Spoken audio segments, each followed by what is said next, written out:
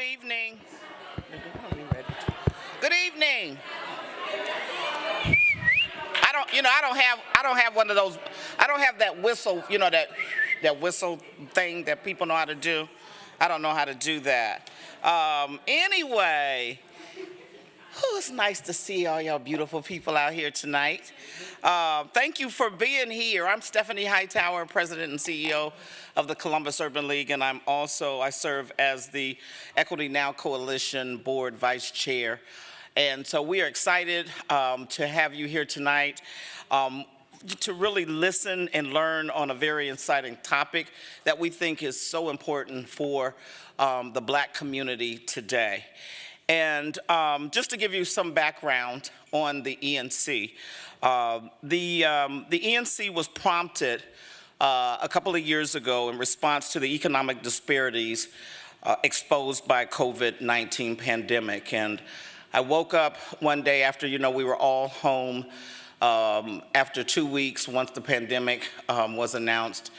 And after I figured out that we weren't all going to die, I woke up and said, you know what, Black people are going to be disproportionately impacted by COVID and what is going to be happening. And so I called a small group of people and said, hey, we got to get together. We have to figure out what we need to do, especially in the human services arena. What do we need to do to make sure that African Americans first are educated about COVID, and then we need to get them vaccinated, but then looking at housing, looking at job loss, just looking at all those things that were going to be impacted. We said we have to do something. And what we all knew and what we knew had already known, but became very much in the forefront, was that all of the disparities that already existed as it relates to Black and brown people were going to be exacerbated by what COVID was going to do. And so we got together, we started putting some calls together every Thursday so that we could talk about those issues that were relevant to the Black community. And then there was the senseless murder of George Floyd. And then that propelled even more members to join, because the ENC became a safe space for Black people to convene and talk about those collective issues, and so that we could become advocates for change that was necessary to improve the quality of life for African Americans and people of color in our community. And so the ENC meetings have helped our community identify emerging voices, and that probably is the most exciting thing that I really care about, is that we have new emerging voices of leadership that are now interacting on our calls. We've now gone from every Thursday to twice a month because, once we all had to come back to work, but we never stopped working at the Urban League. We needed to have some time. We needed to have some time to just regroup and get back to our jobs, but we knew that we wanted to keep this group going. The ENC believes that together we can design and implement a sustainable equity movement in Columbus while forming policies and informing community development strategies that impact the Black community.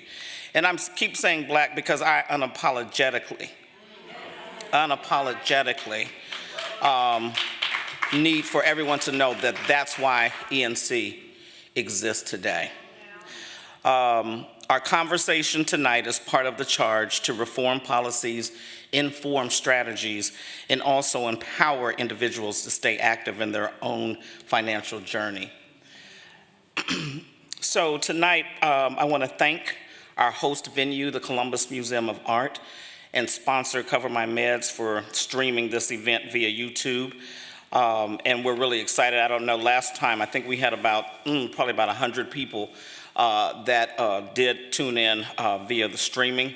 And then we have, at least we have about 80 to 90 or 100 people here tonight. I also want to give a special thank you to our lead sponsor, JP Morgan Chase, under the leadership of Vice President of Global Philanthropy, Courtney Filato. Courtney's not here tonight, but we thank them for looking at ENC for what it's worth, but also giving us the opportunity to bring ENC out to the full community for those individuals who don't get to participate with us on Thursdays. So we thank JP Morgan Chase for being a global leader for innovative partnerships and community solutions. I also have to take this opportunity to recognize two of my board members are here tonight. They're really my bosses. Brandon Nelson from JP Morgan Chase. Brandon, you want to raise your hand where you are? Did you disappear on me? There's Brandon.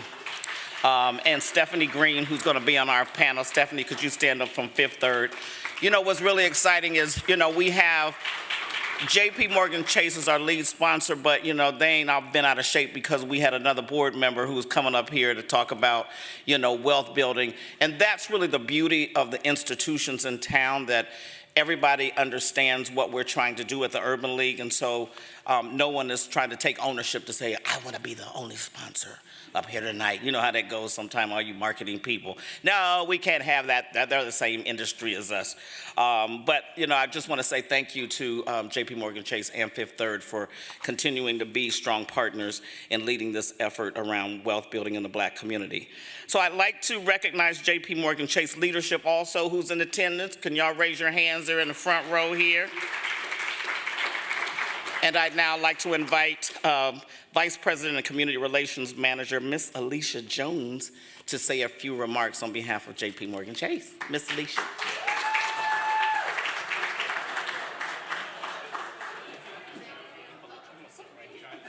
Oh, good, thank you. You didn't tell me how to tag on me. Well, that's a great intro. Thank you. Good evening, everyone. Thank you, Stephanie, for those kind remarks. On behalf of the 18,000 JP Morgan employees across Central Ohio, I'm excited to be here this evening in partnership with the Columbus Urban League to have an important conversation on wealth building in the Black community. Like Stephanie said, the Black community. First, let me say thank you to the Equity Now Coalition for engaging diverse Black leaders to collaborate and advocate for changes necessary to improve the quality of life in our Black community at large. Tonight, we're tackling some very important topics: access to wealth building, responsibility, influence of financial literacy, and the emotional connection to money. At JP Morgan Chase, we understand the realities of the post-pandemic and the economy. It has never been more important to address economic disparities facing our community.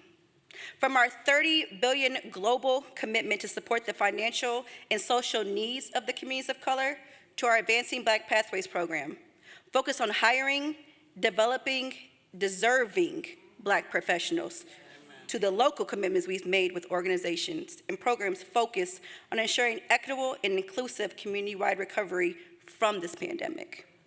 JP Morgan Chase understands inclusive economy is a strong one. Most recently, as I hope many of you have heard by now, JP Morgan Chase invested $1.5 million to fund an Equity Design Institute for women of color.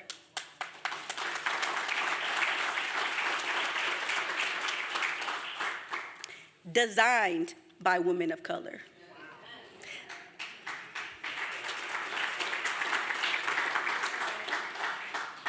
This investment is being led by Elsie Johnson, founder and CEO of Zora's House, and in collaboration with the Women's Fund of Central Ohio, the Columbus College of Art and Design, the Affordable Housing Trust, and the Women's Center for Economic Opportunity, as well as the YWCA Columbus, and last but not least, the Columbus Urban League.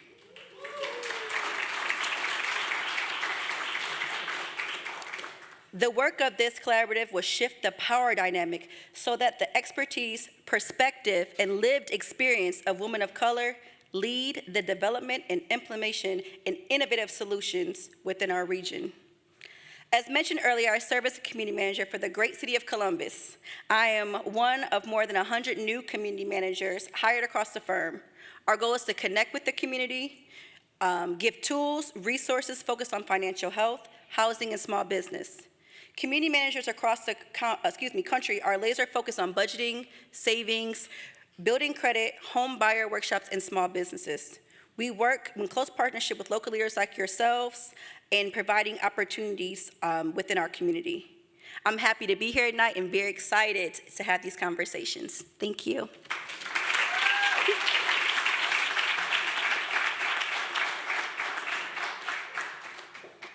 So, Shonda, Jewel, you can come on and just get this party started.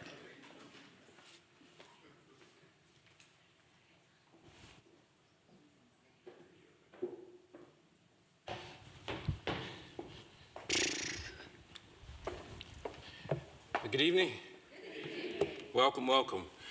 President Hightower, the brilliant staff at Columbus Urban League, Jennifer McKenzie, Charles Hill, and of course, the person who made this happen, Shonda Collins. It is a pleasure to be here again.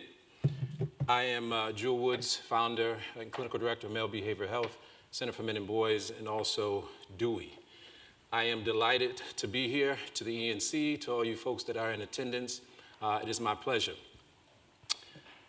I'm going to start off with a quote, something that actually has impacted me for quite some time. Quote says, "Comparison is the thief of joy." Comparison is the thief of joy. It's an impactful quote, but it's also a haunting quote. It's impactful because that quote points out something that's, very specific to the human condition. The fact that, for example, the fact that we're here tonight, that there's something special about being social, about being in fellowship, about being together. But it also points out that other part of the human condition that also is possibly haunting, that when you actually get together, there's something about comparison. There's something about evaluating oneself compared to other people. And in a culture that is very much based upon consumerism and status, in my field, it's not surprising that at sometimes people conflate net worth with self-worth, that people conflate who they are with what they have. But for African Americans, when we actually have to deal with questions about comparisons, particularly around questions around topics like wealth, it's not just so much that comparisons are the problems or that they point to differences, they also point to disparities. And so for African Americans, racial disparities are not necessarily the thief of joy, they might also be the prison and the foreclosure on people's futures. So what we have is an opportunity to have a critical conversation this evening about what this means for African Americans. And I am super excited to have this conversation with a brilliant panel. And what I'd like to mention, since I'm on the fairly older side, so when we talk about these complicated concepts like wealth accumulation, wealth distribution, and wealth transfer, for the young people in the audience, I'll do some generational translation. I'll say stacking and flipping, or in the more common parlance, getting the bag, keeping the bag, and transferring the bag. Okay? All right. So, all right.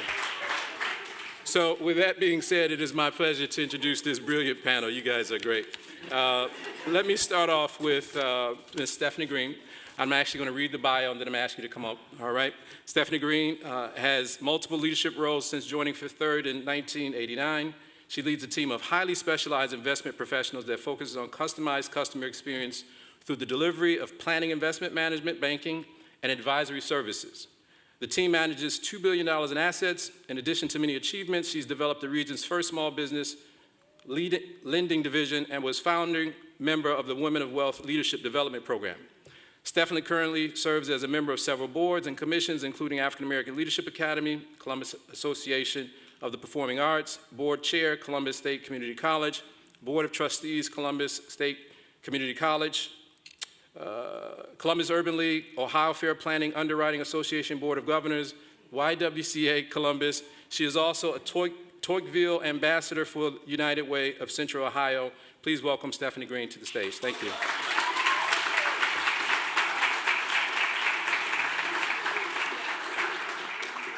Thank you. Next, it's my pleasure to bring Mr. Jordan Miller, Jr. Jordan is a leader of the Columbus community and serves on several boards and fundraising initiatives. He is currently working with the business partners to form a new bank. The proposed bank is a Delphi bank, and if successful, he will be the chairman and CEO. Prior to this new venture, he was the regional chairman at Fifth Third Bank of Central Ohio and leader of the local advisory board. His focus was to expand the bank's footprint in the commercial, consumer, and wealth management areas. He was also committed to the bank's efforts to expand affordable housing and to help women and minority-owned businesses gain access to capital. Jordan serves as a board member of the Columbus Regional Airport Authority, Nationwide Children's Hospital, the Columbus Metropolitan Library. He is a member of the Columbus City Schools Finance and Appropriations Committee and member of the board of PACT for Development of the East Side. Please welcome Mr. Jordan Miller, Jr. to the stage.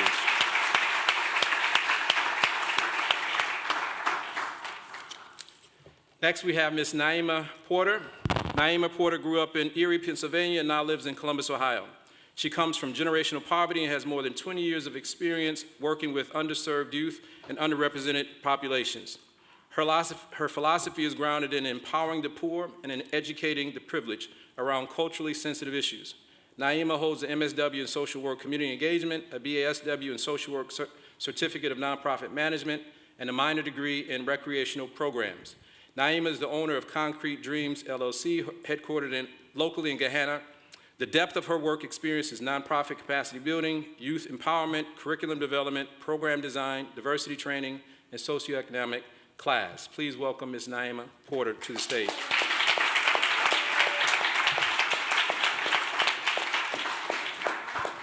Last but certainly not least, Mr. Isaiah. It doesn't have Juice in here, but I'll say Mr. Isaiah Juice Williams, if that's okay. Isaiah's financial career started at Merrill Lynch, Bank of America, working with high net worth clients on portfolio management and investment solutions. Currently at Northwestern Mutual, he focuses on holistic financial planning, not only for high net worth clients, but across all economic classes and background. His wealth management practice helps individuals and small businesses around the U.S. meet their financial goals via in-depth planning and implementation. Isaiah is devoted to creating generational wealth in underserved communities and bridging the wealth gap amongst minorities. His network office in Washington, D.C. launched the $50 billion of Black Wealth campaign. I should say that again.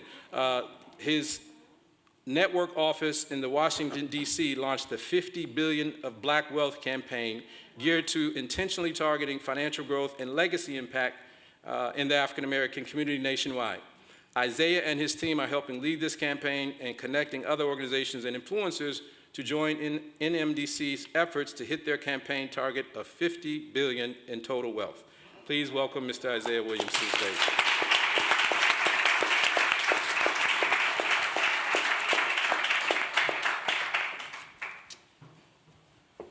All righty then. Welcome, welcome. So what I'll just say for the audience's purpose, we have a little bit more time than last time. And we thought to organize our conversation into kind of three different sort of areas. First part is really just to talk to our panelists, get to know them a little bit better personally. Secondly, we're going to talk about some of the challenges regarding this whole issue related to wealth accumulation in the African American community. And finally, we're going to talk about solutions. We're going to talk about the future and not just leave it at the issue of problems. So we've switched up the order of this, so that's fine. So I'll start off with you, Ms. Green, if you don't mind. I'm excited to talk to you because one of the things that I think there's an opportunity to do tonight is to talk about some of the different pathways to wealth. And I think sometimes we kind of link the African American community together. And certainly from your bio, there is a lot of interest and intentionality, it seems, around women's wealth. And I think I heard somewhere that one of the first things that you did was to decide not to do laundry. Wow. And so I am interested. What's that have to do with wealth building? I am interested in you sharing a little bit about yourself and how your personal story relates to this topic of wealth. Wow. So I retired from laundry some 25 years ago because I was a working mom, and my husband worked full-time as well. But what I found as a working mother is that not only was I working more than 40 hours a week trying to build a career, I was grocery shopping, I was doing laundry, I was cooking, and I love to cook. Actually, I don't mind doing any of it, but I found that I was doing a lot of it, and if I asked my husband, he was great he'd do it, but I thought, let's just have a more defined division of labor. So I came home and said, you know what, I've retired from laundry. I don't care how it gets done. I'm not going to be the one doing it. You can buy all new underwear if you like. But you don't have to do my laundry. I'll take mine to the cleaners or what have you, but I don't do laundry anymore. And miraculously, laundry got done. Right. And and the truth is, I knew I wanted a career, and I really enjoyed my career as it was growing in banking. I know you've read lots of banking things, and I am a banker for 34 years, but at the core, that's what I do. It's not who I am.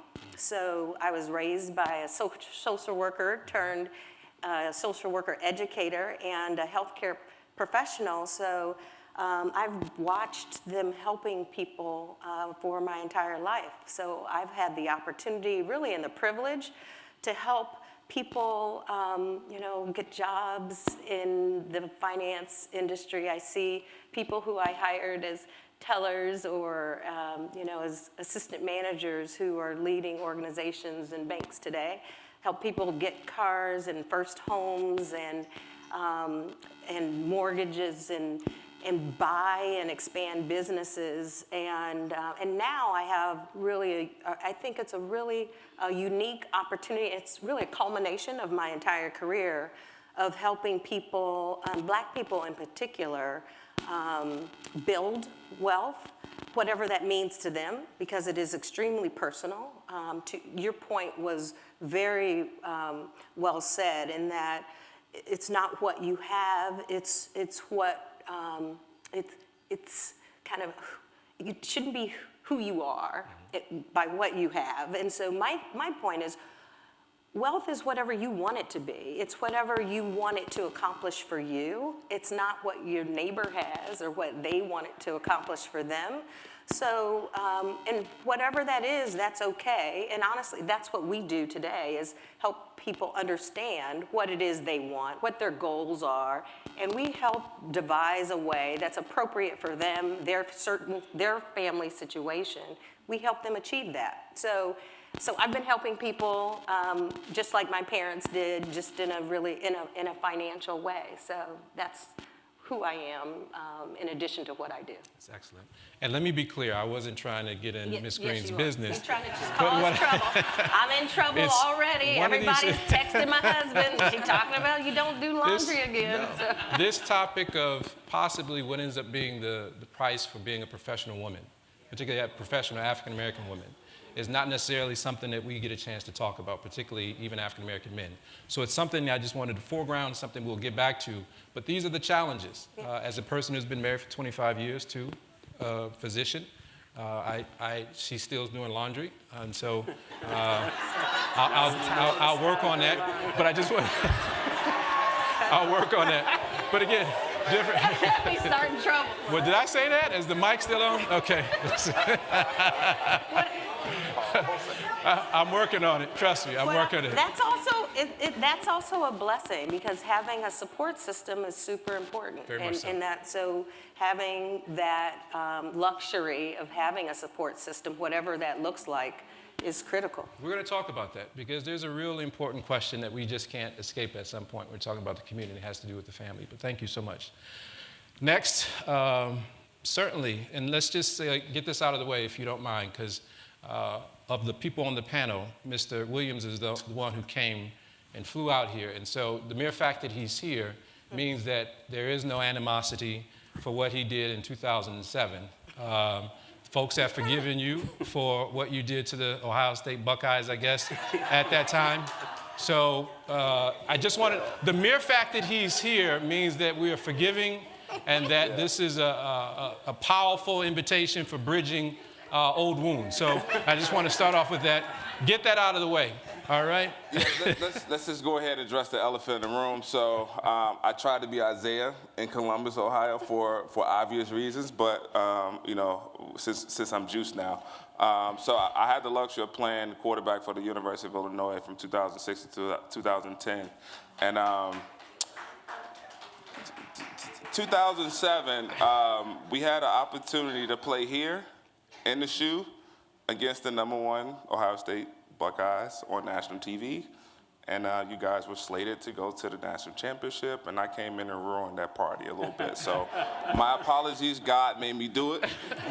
So don't blame me, blame the man. What I think I heard was that Juice did it, not Isaiah, so we can make that sort of separation. Correct, I appreciate correct, it. No, correct. I appreciate that. One of the things I think I was, going back to this whole question about individual story, if I heard correctly, you had mentioned that that not going to the NFL saved a lot of people's lives, and that you didn't mean that in a joking manner. Can you say a little bit more about what you meant when you said that? Sure. And before I allude to that, I'll kind of give a background story to that. So I'm originally from Chicago, not downtown, skyscraper Chicago, south side of Chicago, where it's not the shy, right? Well, that's me. I'm from that area. Grew up in just what you see a lot of in the media, poverty-stricken neighborhood, gang-infested, illiteracy.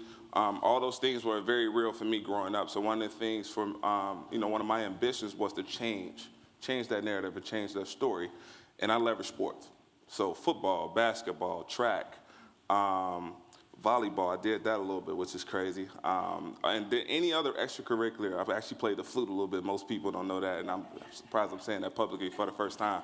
But anything I can do to kind of stay off the streets of Chicago and create, pain for myself, I kind of created a distraction. Created those things as a distraction. So kind of got good at sports. Football was the thing that kind of took me over the top, and obviously Ohio State thing happened in college. But through all that success and being a Heisman Trophy candidate and All-American, all those things, I just knew the next, chapter of my life would be NFL, play for 25 years like Tom Brady, make a ton of money, and live on the beach for the rest of my life, starting at age 40. All right, it didn't quite work out that way. But in hindsight, sitting here in this chair, and I legit mean this, me not playing in the NFL saved not only my life, but a lot of people around me, including my parents, including my siblings, including the people that I grew up with, because there were a lot of crutches that I was creating by getting into the NFL or making it into the league. So when that didn't happen, it was a ton of course correction for a lot of people, including myself. At the time, I was 23 years old with 2 kids. You have to figure it out, right? You have to grow up quite a bit. And that led me to this path of wanting to create, a different roadmap for a bunch of different people in the realm of finance, right?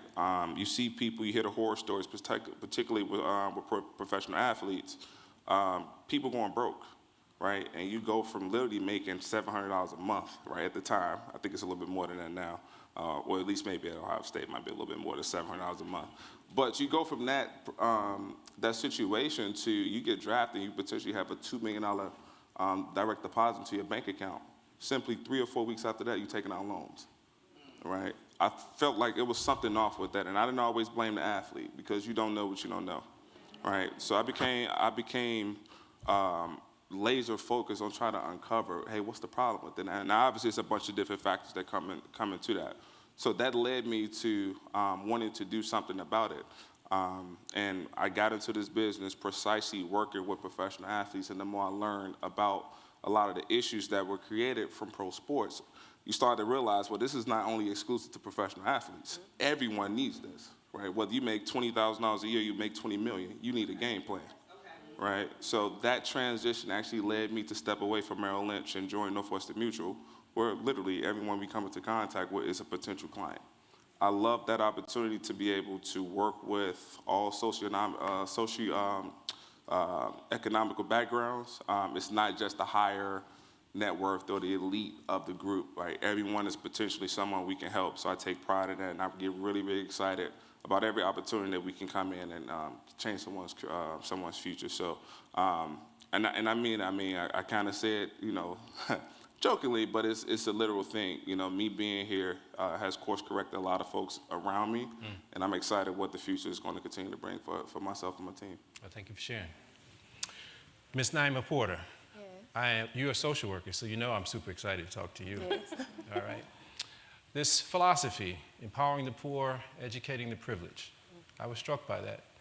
I was also struck by what I think I read was an aha moment for you, where you said that doing a simulation, you came across a situation where you were actually a father, and you were the father of a young girl who brought in some drugs.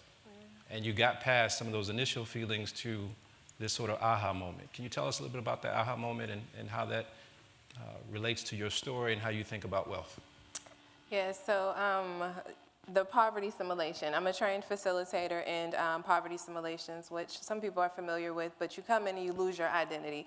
You basically take the role of a low-income family. You could be a student or a child, a parent, or even teens raising kids or elderly person. You take on this persona and you are in a simulation for 2.5 hours. And within those 2.5 hours, there are 4 15-minute weeks. And within a week, you gotta take your kids to work. You gotta go apply for food stamps if you need food. You need to figure out transportation, childcare, and a lot of things happen where you really feel what it's like, the everyday life of someone trying to figure out these things. You also realize that growing up in poverty is a skill set where you do have to constantly problem solve, and that's the asset. That is the asset that we need. And so I remember, and I come from generational poverty, so for me, I'm over here like, oh, this is gonna be, it's gonna be a breeze, I got it. And I remember being placed in a family, and growing up, so I'll get personal, I guess, I'm vulnerable. Growing up, I come from a household where our income was very diverse, so I'll just say it like that. And I seen a lot of things. And so as a child, it always struck me where friends and family members were pulled into a certain type of income, like a work environment that exists in the community that I come from. And I always was struck that I can't believe that a mother or a parent would let their child sell drugs and bring it into the house to pay bills. It wasn't until I was in this simulation and they have these little bags of like sugar that represent drugs, and we over here trying to figure out the mortgage. Like I'm over here trying to figure out the mortgage. You got I think 3 minutes. So you go and you go to work and you pay your bills, and you got 3 minutes with your family, and it's literally like, okay, how are we gonna figure out these bills? And my daughter came home with a pack of sugar and $50, and we needed $50 was the break to pay the mortgage. And as much as I'm like, oh, my social worker or politically correct mind is like, no, I need to discipline her. We need to talk about this. I was like, we need this money because we're about to get evicted. And in the poverty sim, we really evict you. Like, we come around and kick your chair over and knock it over, and you got to go to the homeless shelter over in the corner and figure out what you're going to do. It's a real life situation. I remember taking the money. I took the money and I went and paid our mortgage, and we were able to just stay above water. But I remember never, ever judging anybody that has to make that type of decision in those type of environments. It's real. It's real. And even some of my best memories as a child, like I know we wouldn't have been able to go on family trips, and I know we wouldn't have been able to, I'm a millennial, so the FUBU and all this, the sneakers and stuff, I wouldn't have been able to have that type of lifestyle. I come from the projects. My parents grew up in projects. Like I come from that type of environment. I know what it's like to have money or have a refund check or even your tax income check. And you got a child who wants the newest sneakers, and they just want to look fly because this is the environment to which they live. This is all they know. And they just want to feel like somebody. And I know what it's like to have to make that decision. Like, I want you to feel good about how you feel in school and have pride and love yourself, but at the same time, we need this money for that. And it's a hard decision to make, but people have to make those decisions every day. And I advocate for youth all the time. Like, I love working with young people coming from that environment because they don't see it as an asset. They don't see the survival skills. They don't see the fact you're gonna need them same skills when you get out of here. And it's you growing up who don't come from that environment. Like even COVID, it was some of us that was like, yeah, this hard, but we're gonna be all right. We're gonna be all right. So I love it. I love it. I love it. I say it with pride. I come from poverty. I work with that income environment, and I'm here to learn as well. I'm a first-generation college student, but I'm first-generation middle class, too. So there are some skills. So I'm excited to learn as well today. So thank you for the opportunity. Thank you for sharing. So, Mr. Miller, I am super excited to meet you because get the opportunity to clear up some rumors. And one of the rumors is that you came out of retirement to start some bank or something like that. We'll get to that. But I am interested in your story and this vision I have in my mind of this neighborhood, Milo, what is it called? Milo Grogan. Yeah, Milo Grogan. So I think people have heard of that before. I have this picture in my mind of the Boys and Girls Club, of somebody on the swings. I have an image of White Castle, $5, 5 for 25. Yeah, okay. I have this image of a neighborhood shaping you and molding you, but I don't necessarily see how that neighborhood translates into all these things that you're doing now. So tell me a little bit about your story and how that relates to your idea about wealth. Well, I grew up in a family of 4 boys, 4 girls. I was the oldest boy. My dad moved here from West Virginia after World War II. He has legs shot off in the war. He had $3,000 to buy an $8,000 house. He was moving to Milo Grogan. There was white flight from Milo Grogan and this area as well. People were just moving out as we were moving in. But he had $3,000, and PNC wouldn't give him a loan. So Fifth Third would have, but we weren't here. But no bank would give anybody a loan in that area, especially to a black family, despite more than a 30% down payment. The Italian guys, who are, you might know Mark Corna Cacosi name, his family owned the house, and his dad and the Italian guys gave my dad the $5,000. So they went to the bank, got the loan, and gave it to my dad. And that's how he got that house. But the real chief financial person in our house was really my mom. My dad was a worker. He's a smart guy. I had total respect for him and his image and what he did for the community. At the Milo Grogan Boys Club back in those days, it was not a boys and girls club. Today it is. He worked part-time there in the evening. He had a wood shop, and the kids would go to the Boys and Girls Club or the Boys Club, and they would make lamps. So he got these bowling pins, and he had a lathe. He took it over there, and he taught everybody how to make a lamp. So a lot of folks from that neighborhood still remember my dad, and they remember my mom. My mom, Ruby, she had the red station wagon, and she toted kids all over that neighborhood, baseball games, football games. I played over this side of the bridge at Maryland AC's, and we played up in Linden and sports, and she was the taxi cab driver. But Milo Grogan, well, since then we've revitalized that boys club, so I was happy to say that we were able to raise $13.5 million. I co-chaired that campaign for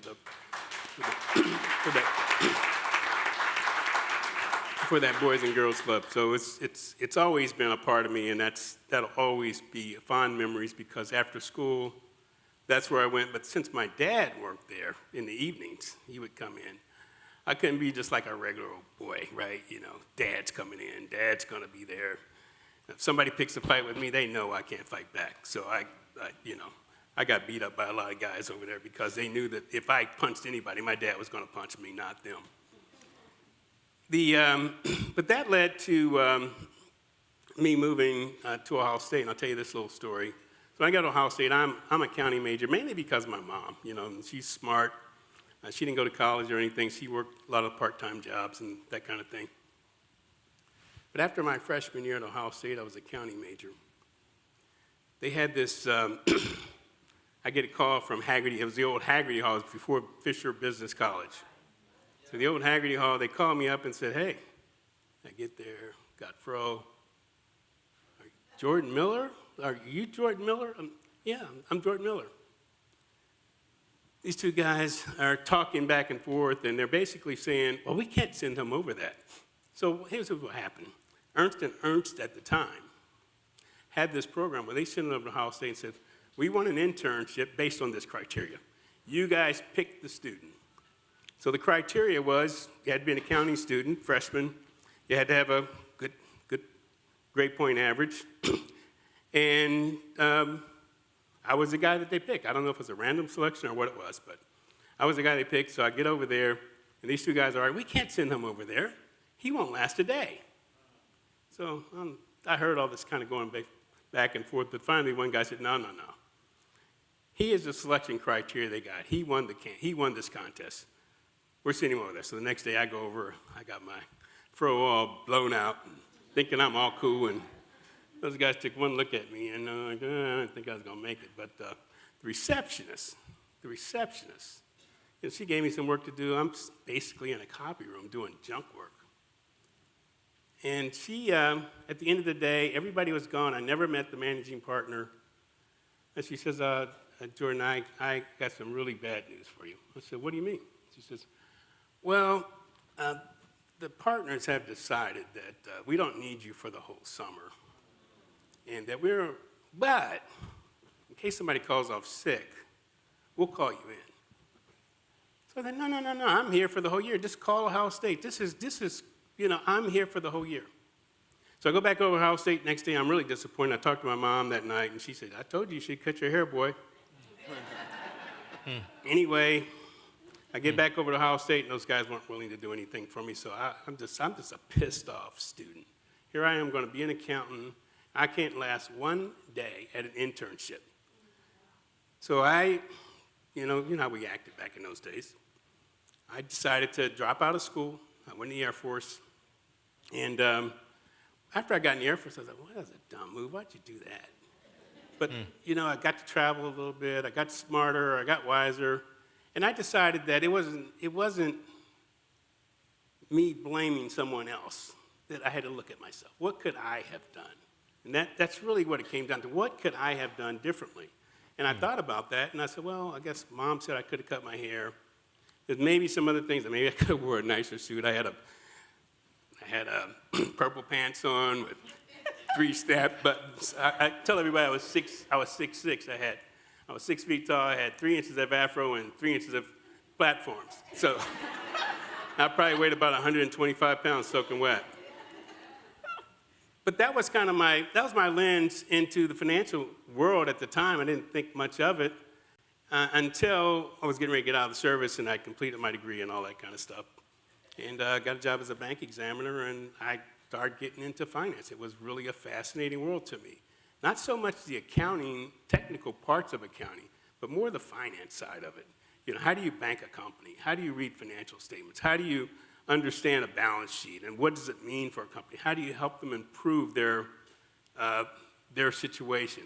How do we help them monetize their assets? So all of those things really came about from that one unique experience. Me being rejected that early in life, I don't know if that would have changed my career trajectory, if I would have been better, if I hadn't had that experience, or if I would have been worse. But it's like all of us. We got those hurdles in our way. We got those roadblocks, and we got to find a way to jump over them. So that's kind of my Milo Rogan story. No, I appreciate that. And with your permission, I think that actually is a very easy sort of translation or segue to this next section, which is the whole question about barriers to accumulating wealth. And I'm actually going to start back with you. If I heard you correctly, it sounded as if there were two parts of your process. Part of it was an external reality, discrimination, for lack of better words, and then this perhaps part that you actually brought to it as well, your cultural experience. And so 2 things. One, I am interested in how you define wealth, but in terms of barriers that you see presenting, barriers to African Americans accumulating wealth. Is it discrimination? Is it these cultural things that we bring to the table where, for example, I think I hear you saying that you just had to make a decision about yourself and about how you're going to deal with this. How do you actually think about the barriers, and particularly as it relates to your life in terms of the decisions that you made? Yeah, well, to me, wealth is having the ability to spend your time how you want to spend your time. That's really what wealth does. It gives you freedom to make your own decisions, your own choices, to be self-actualized, and to do things. So I'm a retired guy. These guys called me to help them start this bank. I didn't. We're not doing it for the money, trust me. This probably will, maybe in 10 years that I'm with the bank, I'll make a little bit of money. I hope I'll leave something for my family, my kids and grandkids and that kind of stuff. But this was not about making me more money. This was really about finding ways to help this community. So we had Columbus 2020 here. Columbus 2020 did economic development for this entire city, but we've never had Black 2020, which is what we need to focus on, which I think was the result of ENC being formed. And, but during that, wealth is, I think people think about it in a lot of different ways. I mean, it could be money, it could be material items, but the thing about wealth is if you can't monetize it, if you can't make it liquid, it's not really worth anything. I mean, how many of you have been to Kroger and say, hey, I don't have any cash, but I own that $1 million house up the street. Kroger's, okay, well, give me your credit card. You can get that bread, but that's really wealth. And so I think the second part of that question was, Barriers. Just what are the barriers? yeah, so what are the barriers? I mean, so we know historic barriers. I mean, we're all familiar with how we got here and what boat we got off of and how our families were treated and the Great Migration from the South to the North to try to improve our lives, to try to be self-sufficient, to try to actualize ourselves, to try to buy something. We couldn't go in on the plantation. The one place we couldn't go in, if we could go in the house, it wasn't the living room. You go in the kitchen, go in the back door, never go in the front door. In the front door was a piano. That's the big family room, the plantations. So why, after we were released from slavery, why do we want to buy a piano? That's the one thing we could not touch. That's the one thing. We could beat drums, we could do all kind of other things. We could sing, we could chant, we could dance. We couldn't play a piano. That was important to a lot of our folks, being able to have a front room. Growing up, just like many of you probably did, my front room had plastic on it, so you could sit your black ass on it, and you could sweat on the real stuff. So that was all part of that. But we were, those were barriers, and many of those barriers were okay. There's been laws and stuff passed. There's been policy changes. But none have gotten us any closer to the wealth of the majority community. So we're still running about 13% average wealth to the majority community. I think our average wealth in the Black community, it depends on which study you read and what issues you take out. But it always comes out to we got about $17,000 of wealth per household, and they got about $200,000 wealth per household. And that a statistic that hasn't changed, and it hasn't changed.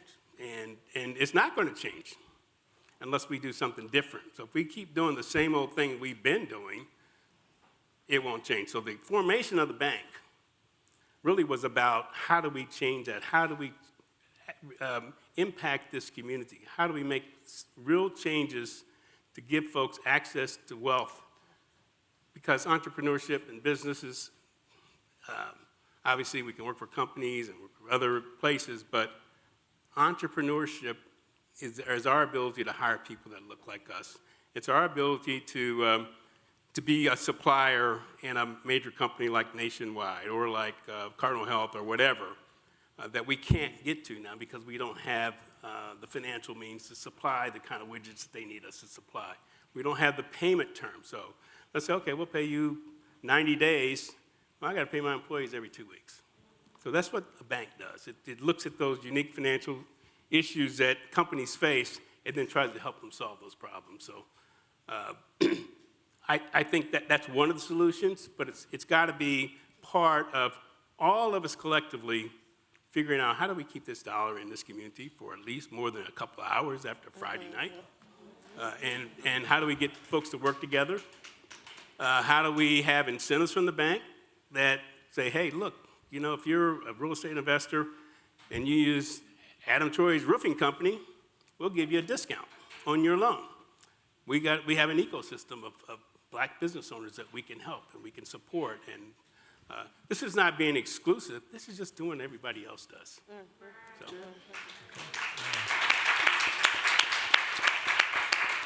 Naima, you talk about your passion for working with young folks.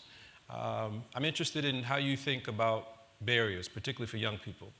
We have a culture, for example, that is very much fixated, seemingly, on money, right? And I think you had mentioned, for example, the process of actually coming to this, you use the term code switching. You know, the reality is that to simply even get to some of these spaces, there's certain things that we have to do, and that perhaps young people are making decisions well in advance not to even do that. So I'm curious, from your vantage point, what sort of barriers do you see that young folks are dealing with when it comes to this whole question about wealth and accumulating wealth? Stacking, flipping, and all those, getting the bag and all that stuff. Yeah, so for me, it's definitely financial literacy. Like, we just grow up not knowing. You grow up in environments where you don't see a lot of income coming in. You see, and I can talk about my own childhood. My introduction to money was like, I'm not here when the bill collector call. You know, like, don't answer the phone, tell them I'm not. Like, it was to avoid debt. It was to kind of ignore it. And I feel like some of those cycles continue if you are not educated. My first introduction into even money, I remember, and I've redone the curriculum, like I designed curriculum to be able to teach young people these skills as far as code switching, but it was this game. I remember being in middle school and this lady basically giving us candy, and candy was money, and she basically showed us, you know, a couple houses, and you had to look at your candy to see which house you can afford. And so the game we do now is like, for example, bubblegum suckers are $1,000 bills, Airheads are $500 bills, and Tootsie Rolls are like $10 bills. And I'm gonna give you 3 different houses to look at, but you need to look at how much you got to decide what you can afford. And I remember she doing housing and, you know, which car do you want? What type of food do you want? What type of clothing do you want? And I'm just looking at this candy like, I don't want to break my dum-dum or my bubblegum sucker. I'm not trying to get this up. I'm not trying to give up my Airhead, which is how we feel about $50 bills, $100 bills. We don't want to give up this money. But I remember being like, oh my God, people do this every month? You got to pay bills every month. Like, this is what adults do. You get this monthly income and you literally have to pay. And I remember it was like an aha moment, like, we don't know. So when I went into at-risk schools and did the same simulation, I never forget a young brother, he just was like, if you ain't teach us this, how would we know? I said, that's the same question I asked. Same question. I'm like, how? Because we don't. You grow up in households where you don't see your parents sit down and budget. You don't see them pull out a bill book or write checks and things like that. So you have no idea how the world operates when it comes to money. So I want this, I want that. I got a 7-year-old who picks stuff all the time that she wants. I'm trying to explain to her, like, this costs $10. That's a lot of money. You know, she's just like, it's not like 20, just the concept.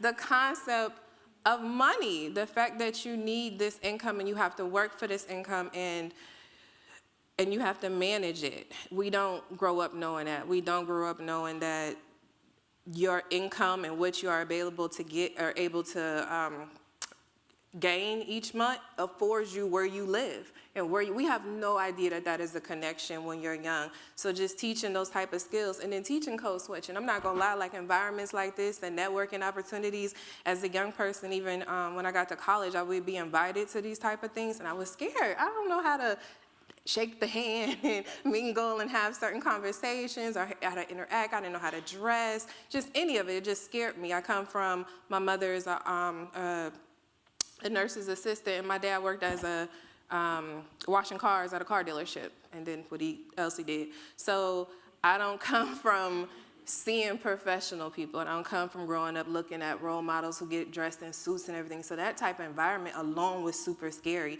So to create networking opportunities where I invite the students and I want you to dress, I'm gonna give you a mocktail, and I'm gonna have you learn how to do the hors d'oeuvres, and yes, there's all this food, don't eat. Don't make, you know, us, don't make a huge plate. And so they can mess up. So you can have those opportunities to mess up and learn and have mentors, have adults and people who come from these different environments just here to bring that, you know, that stigma down, to get you comfortable in these environments so you can go network, so you can sell yourself. Those educational opportunities, those real life, hands-on experience where people really feel it, I think really changed the landscape. And I just feel like we don't invest enough in young people. I'm trained in Ruby Payne's Bridges Out of Poverty and Getting Ahead curriculum. Getting Ahead is great. It's 14 sessions taking low resource families through how to navigate poverty. Basically, the way it's presented is we're going to investigate poverty. Let's look at poverty on a whole large scale, and let's talk about the socioeconomic barriers, the mental barriers, and also the assets that people in poverty come away from. And they learn why this Walmart in this neighborhood look completely different than this Walmart. They learn why there's liquor stores in this neighborhood and there's wine and spirits in this neighborhood. And so you get to have these conversations and they start to have these aha moments. But for me, every time I was working with the adults, I used to always be like, why are we not doing this with 11th and 12th graders? Why do we wait until you already scrambling and struggling to be like, oh, let's give you this information? It's like, I could have used that in 11th grade. I could have used that in my junior year. So those type of barriers. Those are the barriers, the limited education, the limited access. I think we just need to sit young people down and just keep it 100 with them. I would love, my dream job would be able to sit up here and talk without the code switching. I feel like growing up and learning that I had the code switch, that's another thing you asked. You feel like it's unauthentic, like you being fake is the word I remember using. Like, I don't want to be fake. I don't want to sit up here and act white or talk white and do these things. And we have these sayings in our neighborhood. But it wasn't until I started to get into those environments, and again, thinking from an asset-based lens, like, I want my money. And I'm not gonna have this as a barrier to keep me from getting my money. So I even have an activity video I do with young people where I want you to turn around and not look at us, and I want you to read this script. And it's like your first job. Good afternoon, my name is Naima Porter. Or good afternoon, thank you for calling the Office of Student Development. My name is Naima Porter. How may I help you? And I tell them, you can do that, and that's how you get your money. And when you get back in your neighborhood, you take that off and you talk the way you talk and you act the way you act, and that's what it is. And when they start to understand, like, okay, this is a skill set, and I make it like it's swag, like I need you. You know, it's cool to be out here acting like that in our environment, but don't ever lose where you come from. Don't ever feel ashamed of that. And I feel like the more they practice it, and I get them in the professional settings, and I introduce them to people like you all, the network and stuff, then we go kick it and hang out and listen to music where they kind of realize, like, okay, this is something I could put in my bag. This is something I need to learn that I could use when I need to, and then I could put it back when I want to be authentic and around my family. And they, I mean, it's an aha moment for them, and they're able to navigate those situations. And for me, I even tell them, like, I want more of us to be up here, so I don't always have to act like this in the room. We can kind of be us, and I feel like when they see us take off our masks, they understand that all of us are not really, you know, like that. Like, we come from that environment. We see you, and I want you to see me. But when we out here, it's almost like back to what you were saying about the house. It's a certain way you got to operate in the house, and we learned those skills. And a certain way you operate in the field, and kind of bringing that back. It's the same thing today. There's a certain way we have to operate in certain environments, and you can still be yourself outside of that. But to learn, it's a skill set. It's not a deficit. You ain't got to lose who you are, but you got to learn it. You got to learn it if you want to climb this ladder. It's just, that's the way it is, until we own it. And you don't have Thank to you do for it. that. Thank you. You're welcome. Mr. Williams, you've mentioned something that had me reminisce about my background. You talked about life insurance. And like Naima, I'm a first-generation college student. I was raised by my grandmother from age 8 on. And the one person in the black neighborhood that we lived in, the one person that was white that used to come to our house was a guy named Larry. And Larry used to come to my grandmother's, and he was the life insurance guy. And he would, you know, I remember Mr. Larry would come and, you know, get my grandmother's money. And I'm gonna say a little bit more about her later. But when my grandmother passed away, we never saw Larry. And so this whole idea and fear of what our money is used for and what it actually means, I would love for you to talk about, because there's a difference between money and wealth. There's a difference between, you know, getting the bag and keeping the bag. And so when you talked about, for example, just something like life insurance and its role when it comes to wealth accumulation, risk, talk to us about how that misunderstanding, if you don't know, you don't know, leads to some of these barriers in the African-American community when it comes to wealth. Sure. So to me, my definition of wealth, and it aligns perfectly with Northwestern Mutual slogan, is spend your life living, right? And whatever that means. A lot of people have monetary things attached to living or spending your life living. Some people have some things attached to their health. or spending time with, their children or their favorite, foundations and charities and things of that sort. So to me, however you can unlock that piece of it and you really spend your time enjoying the things that you truly care about, money aside, health aside, to me, I think that's true wealth.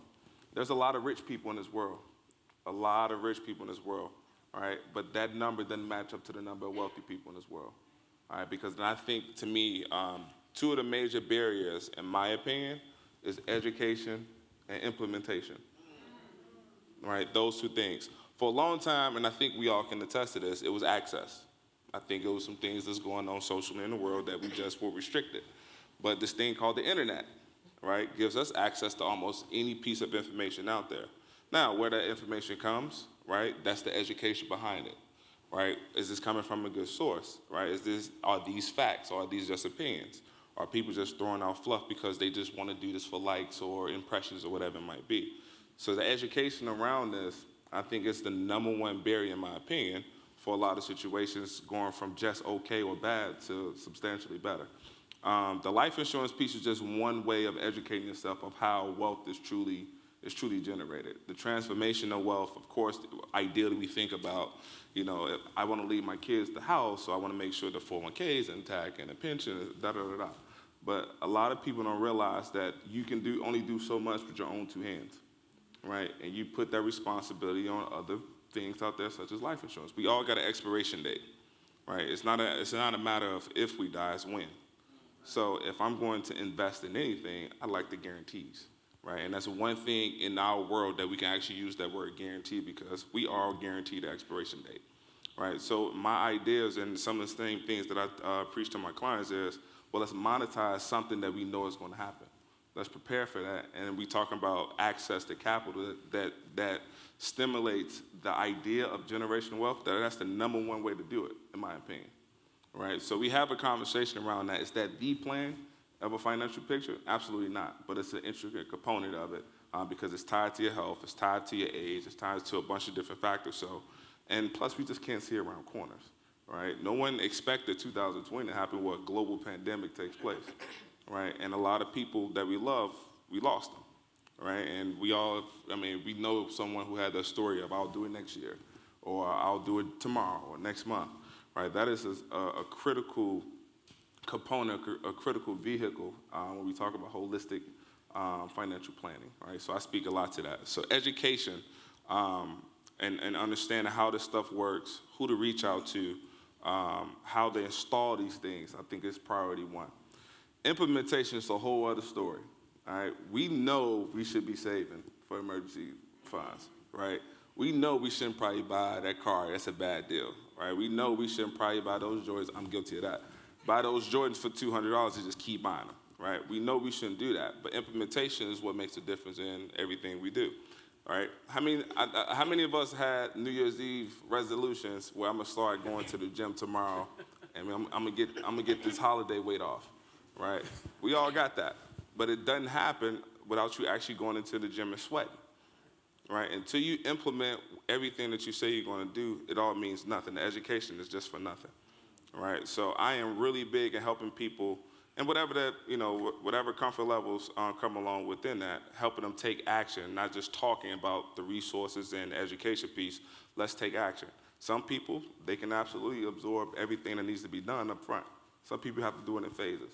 But for me, that's important for me to understand a little bit about each and every person I work with. So I get to know you a bit. Tell me a little bit about your story. Tell me where you want to head. Tell me about your current landscape so I can kind of give you some guidance on how we get started, how we start to chip away at this. It's a lot you can do in finance. Invest, save, plan for retirement, give to charity, make sure your little brother has a roof over his head, whatever it might be, right? But you kind of chip away at that based on each scenario and help them implement those things. So those two aspects around wealth, I think, are critical barriers. Education and the implementation piece of it. I mean, we can kind of get through those. And it's not as, and a lot of people will look at it as just do it. There's a lot of emotional scars. We talked about this before, where there's a lot of distrust in the financial system, right? We've all had stories where the banking system has scarred us, or I gave my money to my uncle and he was going to invest it and I haven't seen my uncle since, right? Or the Larry situation, right? Mom has been paying life insurance this entire time, and now that we need Larry, Larry's nowhere to be found. So the emotional turmoil that comes along with implementation is a real thing, and I am very sensitive to that because we all got a story, right? So understanding what that might look like and helping them guide, create some level of guidance to get started with something, right? That is typically the answer for myself and my practice. I appreciate that. Thank you. Ms. Green, Hampton University. Okay. HBCU. One of the elephants I think that's been in the room historically when it comes to this whole question about wealth is this debate historically between Booker T. Washington and W.B. Du Bois. Fight for politics, fight for sort of wealth. The HBCU, the black professional class, historically has been a lot of emphasis, and Mr. Jordan talked about, on being great professionals, which I wonder whether or not you see the professionalism translating into wealth. And here's what I mean. I remember, for example, having my son when he was 8 read Rich Dad, Poor Dad, right? And I remember asking my daughters later on, whether or not they'd rather be a doctor versus own, let's say, a couple laundromats and be a millionaire. Do you know what they chose? They chose to be doctors, right? So this idea of being professional, a brilliant black professional, given the importance of education in our history, does that necessarily translate into wealth in the way in which you think about it? And is there any myths about being a black professional as it relates to this whole question about acquiring wealth? 100%. So, and first of all, I think a black professional or a laundromat owner are both right answers because, again, there's more than one right answer. So, what I would say about being professional, so it's easy. You can have a great professional job. You can have a high income. Actually, we say there are Henrys, where they're high earners, not rich yet, because you can make a lot of money, but if you spend a lot of money, you're not going to accumulate much wealth. Henrys? Henrys. Okay. High earners, not rich yet. I'll never forget that one. So, okay. so sometimes there's an opportunity to have conversations around how do you translate the income into wealth, because they are not the same.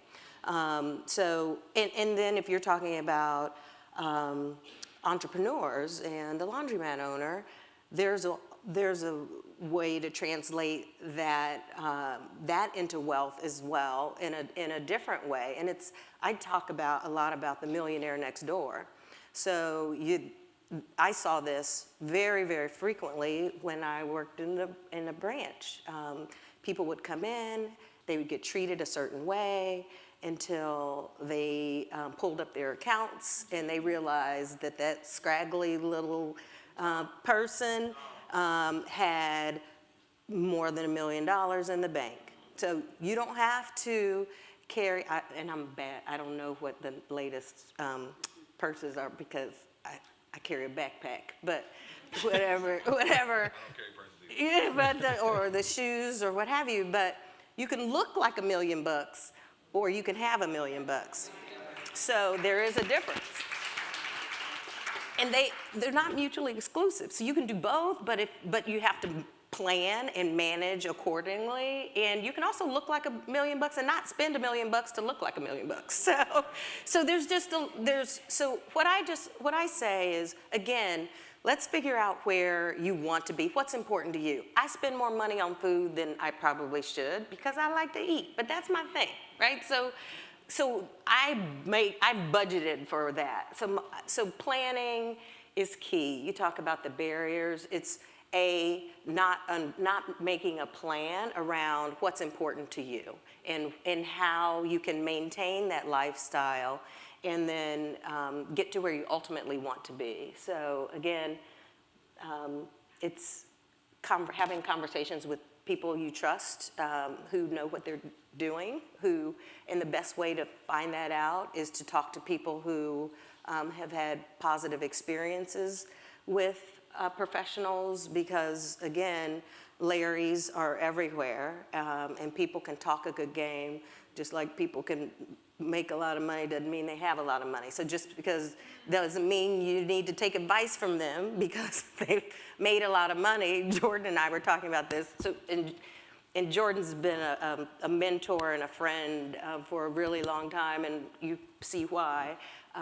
But what I can tell you is there are people who seem to have accumulated a lot of money, but often it's because people have given them money trying to get what they have, and the only reason they have what they have is because you gave them what you got. so it's not, because this isn't magic. Wealth accumulation isn't sexy, it's not magic. If somebody's telling you it's too good to be true, it is. Because the real way to accumulate wealth is just boring. It's boring, it's boring. It's spending less than you earn. It's saving more than you want to. It's passing up on the things that you really like.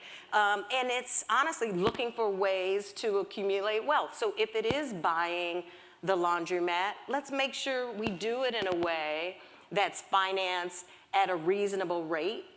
It's fine to help we accumulate the assets to buy that without going into huge debt, because there are ways now to have investments, to accumulate the investments to buy a business, or you plan for that. So planning is key, talking about it is key, learning about it as early as possible. We can't be afraid to talk about money with our children, whether we have it or we don't. If we don't have it, let's talk about why and what we could do differently, and what talking to people who know, bringing them into the bank, creating a relationship with somebody in the bank. So there's a lot of right answers, and there's a lot of wrong answers as well, but I just think that the African American community is, this is our time. This is going to be the first real transformation of African American wealth, and in whatever that means, big or small, but we have an opportunity to make an impact for the next generation, to have them stack and whatever else they do. Flip. Yeah, all that sort of thing. I'm not sure what else. Like, my kids are old, so. No, I appreciate that. So actually moving towards this latter part, and I love that, because thus far I think that the conversation has been more at the individual level. And I'm going to go to you, Mr. Miller, just talking about the sort of future. But this idea of what does it mean to create wealth for the community? If I understood correctly, looking back at some older history, Adelphi, I think it was savings and loans, started with $25,000. You're trying to raise $25 million, if I'm not mistaken. When we think about what's changed and what needs to change in the next 5, 10 years when it comes to the accumulation of African American wealth, I'd love for you to be able to share that, but also within the context of what we really see as the role of the ENC, when it comes to the roles of organizations, and when it comes to holding institutions accountable for disparities in wealth. How do you see the next several years happening, and particularly when it comes in the context of community wealth building? Yeah, so when I think about wealth building and what we're trying to help folks do from the bank standpoint is get people to own assets, own appreciating assets instead of depreciating assets. So the most expensive loans they get are for depreciating assets when you think about it. Cars, take it off the lot, you take it off the lot, drive around the block and bring it back. If you pay $20,000 for it, you won't get $20,000 when you bring it back. When you think about any kind of debt that you have, is typically it's a barrier to gaining wealth, except when that debt is tied to an asset that goes up in value. So when you think about assets that go up in value, you think about obviously what's in the stock market, you think about real estate, home ownership, investor real estate, income-producing assets as well. So that's what we got to get folks thinking. And the way I look at ownership versus renting. There's nothing wrong with renting until you can get established, until you can own stuff. So it's not disparaging anybody that has to rent. But when is the last time you washed that rental car? How many rent a car? You probably all have rented a car at some point in time. Oh, it got dirty, so I took it to the car wash before I took it back to Hertz or Avis or wherever I got it from. You ain't washing that rental car. Now, if you own that car, you're going to take I'm hoping you're going to take a little bit better care of it. You're going to think about how you drive. You're going to think about, I don't want to hit any curbs. I'm going to park a little bit further away so I don't get dents. But that's a mentality change, and that's, to me, if we want to change our trajectory, if we want to change what our future looks like, that's the mentality that we have. I go to the car wash the other day. I got one of these stickers. I go to the Google car wash, whatever it is. On the way out, after you wash your car, you go through and you can vacuum your car, you can take all the trash out of your car. There's somebody coming out of the car wash throwing trash out of the window. So you're like, what kind of mentality is that? What kind of person does that? They're throwing trash out of the window when they have all of those vacuum cleaners and they got all those trash cans at the end of the car wash. That's the mentality to me that has to change. And I think pretty much everybody in the room knows that stuff, so we're always talking to the choir when we have events like this because, people here can be different, but when we look at our entire group of people and how we have to educate them and what we need to do for them, we got to teach them the value and the concept of ownership. And to me, that's kind of where it starts. Wealth is created, like Stephanie talked a little bit about. It's created by not living beyond your means. It's created by not buying the next shiny object because your neighbor got it. There's nothing wrong with buying shiny objects. There's nothing wrong with, like that piano I talked about earlier. It's not the Cadillac. So when I grew up, everybody had to have, all the older people that I knew, that was the prize. You had it made. They got a Cadillac. Hey, sometimes that Cadillac was bigger than their house. They parked that Cadillac in front of that little two-bedroom home they got, but the Cadillac take up the whole block. But to me, that's a mentality change, and the only way we can get there, Joel, I think, and to understand that, is through organizations. We have to strengthen our organizations, HBCUs. Black people go to black colleges, they typically get a better education because they got a black person that cares about them. Black people go get a mortgage, they work with a black mortgage loan officer, they probably got a much better chance of getting that mortgage and a much less chance of defaulting. It's just been proven over and over. Black people go to black doctor. Why? Because they understand black issues. And our issues are different than other communities. And we do that, every other community does this. And that's what, if we want to change something, that's what we have to do. We have to change. And we have the ability to make that change. But if we keep doing it how we've been doing it, we'll keep on, we'll continue to be 12 to 13% of the average net worth of the majority household. Until we make those changes, until we start thinking about ownership, until we start educating ourselves around, what it means to saving, what it means to investing, we'll just be the same. Thank you for that. I actually had my glasses off, so I actually wasn't able to see. So we actually need to sort of wrap up. We're going to do one or two quick questions from the audience? No? No time for, okay. All right, okay. So at this particular point, we are wrapping up. We want to give the panelists just a moment to just give some final comments, or we're actually done? We're all done? Okay. All right. So, I think I got so much caught up in people's responses that I wasn't, paying as much attention to time as I needed to. So this whole, obviously, the conversation is just the beginning. There's no doubt that this is first opportunity for us, as Stephanie mentioned, President Hightower mentioned, this is the second in-person event that we've had. So the reality is we're all just now coming back together, and so we look forward to actually coming more together and having these opportunities in the future. I can't thank enough this brilliant panel for their time and sharing. It was the wisdom of the ENC to have this multi-generational perspective and people with different sort of experiences. I hope you learned as much as I did, and I look forward to the next time we have an opportunity to share and learn about some of these community issues. Thank you so much, panel, and everyone be safe.